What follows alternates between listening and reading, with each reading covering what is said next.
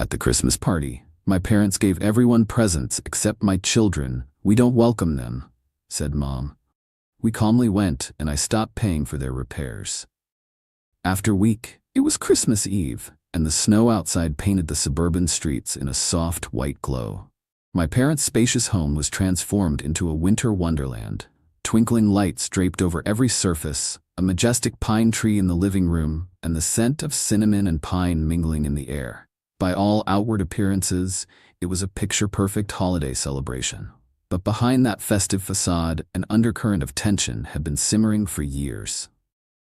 My name is Alex, and I'm 38 years old. I work as a project manager at a mid-sized construction firm, a job that demands long hours, meticulous planning, and a fair bit of patience.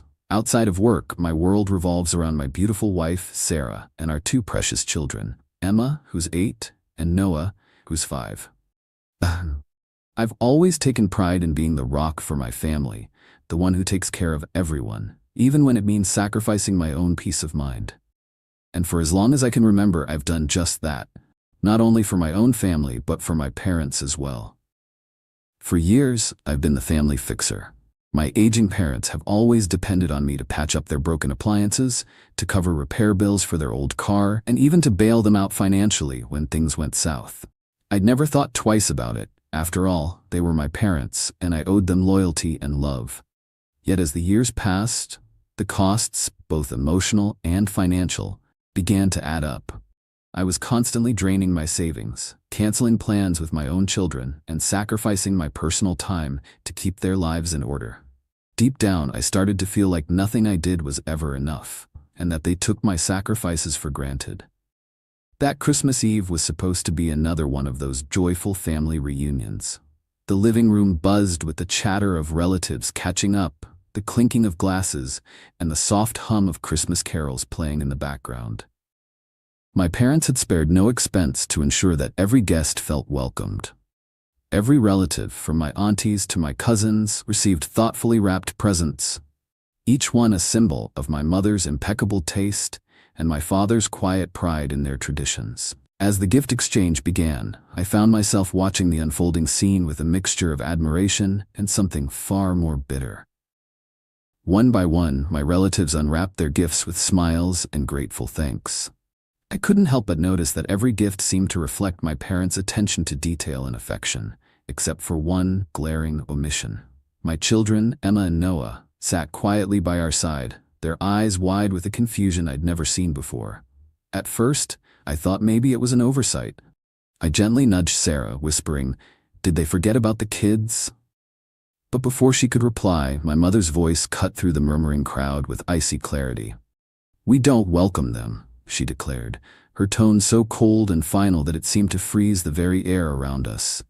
The room fell silent, every eye turning to look at my children and then at me.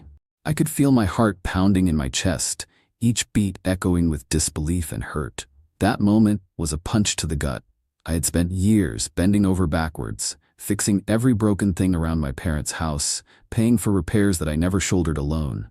And here, on the one night meant for joy, my own children were being dismissed as unworthy of celebration.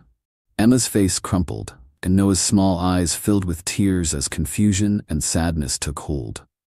In that instant, I knew I couldn't let this injustice slide any longer. After the initial shock, the party resumed in a strained atmosphere. I excused myself from the table and stepped outside into the chilly night, desperately trying to calm my racing thoughts. The snow fell softly around me, the silence of the night contrasting with the storm raging inside me. "How could they?" I muttered to myself.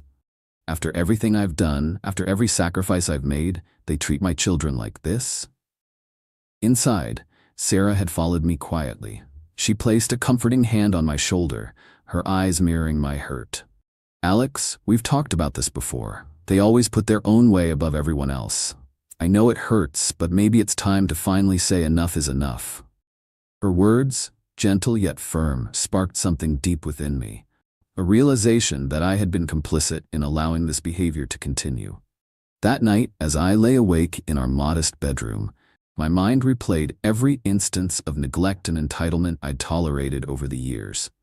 I remembered the countless phone calls, the emergency repairs I'd rushed to handle, and the mounting bills that I'd paid without complaint. It wasn't just the money, it was the principle. I was tired of being taken for granted. I was tired of being the invisible safety net that held my parents together while my own family was cast aside. By the time morning broke, I had made up my mind. I would no longer be their free fixer. I would no longer subsidize a lifestyle that treated my children as if they were unworthy of love or attention. I drafted a mental list of every expense, every repair, every favor I'd done for them, and I resolved that this pattern had to end. The next week, I began putting my plan into action. I canceled the automatic payments for every repair service and maintenance fee tied to my parents' household. I even contacted the service providers to explain that, moving forward, the responsibility for repairs would fall solely on them. I braced myself for the inevitable fallout, knowing full well that my parents, especially my mother, would be livid. But I also knew that for the sake of my children's dignity and our own family's well-being, I had to stand my ground. The week following my decision was a maelstrom of reactions. My parents' house, once a well-maintained symbol of holiday cheer, began to show signs of neglect. A small leak in the roof turned into a persistent drip that kept my father awake at night.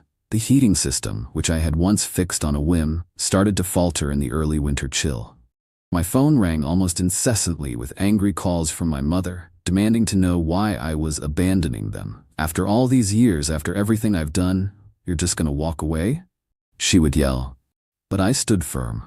I explained calmly that I was tired of being exploited, tired of funding a cycle of dependency that only hurt my own family in the end. At first, the reaction was overwhelmingly negative. My parents' friends and some extended family members called me heartless, accusing me of betraying my own blood. I received a barrage of texts and voicemails from relatives urging me to fix things and come back to the fold. But as the days turned into a week, I began to notice a subtle shift.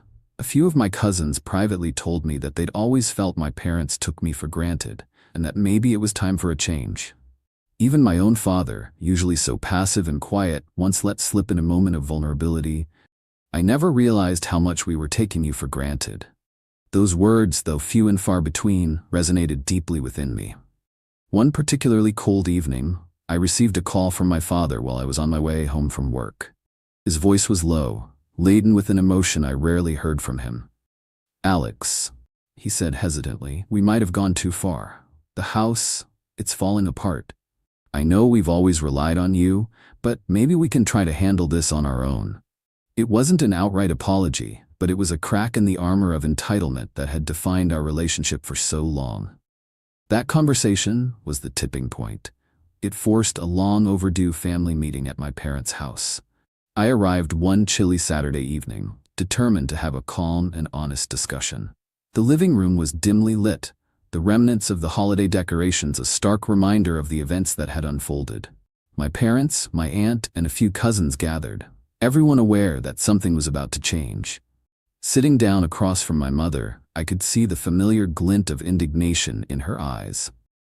"I know you're upset, Alex," she began, her voice measured yet laced with accusation.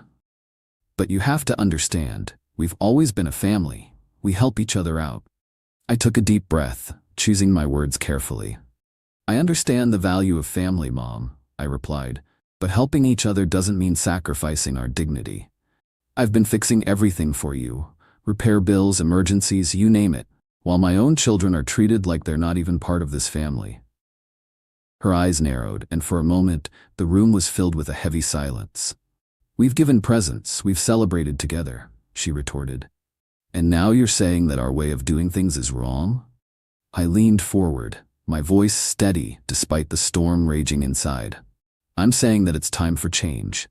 When my children were left without gifts at the party, when you said we don't welcome them, that wasn't just a careless remark. It was a dismissal of everything I've worked so hard for. I'm not just your son, I'm a father, and I won't stand by while my children are made to feel unwanted." The confrontation escalated from there. My mother's eyes blazed with anger, and my father's usually stoic face was contorted with conflicted emotion. For what felt like hours, we exchanged words, each one laced with years of unspoken pain and unresolved resentment. I recounted every time I had patched up their problems, every sacrifice I'd made, and how each act of neglect had hurt not only me but my own family. Finally, with a voice that rang clear and resolute, I delivered my ultimatum. I'm done. I will no longer pay for the repairs or bail you out financially. If things don't change, I'm afraid this is the end of the relationship, as it has always been. That day, as I drove home under a sky heavy with the promise of more snow, I felt a complex mix of liberation and sorrow. I knew that standing up for my family meant risking permanent changes, and perhaps even permanent rifts in our relationship. Yet I also knew that I had to protect my children's dignity and my own self-respect. Over the following months, the consequences of that fateful decision began to manifest. My parents' house, once meticulously maintained, started to show signs of decay. Leaks became larger, the heating system failed on particularly cold nights, and small repairs piled up until they could no longer be ignored. My mother's anger, once explosive, gradually gave way to a quiet resignation as she struggled to manage without my constant intervention. But something else happened too. As the reality of living with consequences set in, my parents began to change, albeit slowly. My father, who had always been the silent enforcer of old ways, started to take a more active role in handling repairs. He reached out to local service providers and began setting aside a modest budget for upkeep. My mother, though still stern and unyielding at times, made a small gesture one afternoon. She invited Emma and Noah over for hot cocoa, a silent apology in the form of a soft smile and a tentative, "I'm sorry." It wasn't a complete transformation, but it was enough to show me that my stand had sparked a glimmer of change. At home, Sarah and I worked to rebuild our own sense of normalcy. We talked long into the evenings about boundaries, about the importance of self-respect, and about how sometimes the hardest choices lead to the greatest growth. Our children, though still affected by the harsh words of that Christmas party, began to understand that they were loved by us, by our close friends, and eventually by a family that was learning to adapt to new ways of caring. A year later, at a smaller family gathering, I noticed a significant shift. The house wasn't as pristine as it once was, but there was an honesty in the air. My parents sat down with me and Sarah, and my mother, with a tentative smile, offered Emma a small wrapped gift, a gesture that spoke louder than any words could. In that moment, I realized that while the scars of the past might never fully fade, they had given way to something more genuine, a family willing to learn, to adapt, and to respect each other's boundaries. Now, whenever I reflect on that tumultuous Christmas and the weeks that followed, I remember the bittersweet lessons I learned. Family isn't about endless sacrifice or blind loyalty. It's about mutual respect, accountability, and, above all, love that doesn't come at the expense of one's own dignity. I stand by my decision every day, knowing that sometimes the hardest choices are the ones that set you free. As I sit here writing this down on another cold winter night, I'm filled with a cautious hope. The road ahead may still be fraught with challenges, and old habits die hard. But I now know that protecting the ones you love sometimes means having to say, no more. And that, for me, has been the first step toward a future where my children and I are truly valued for who we are.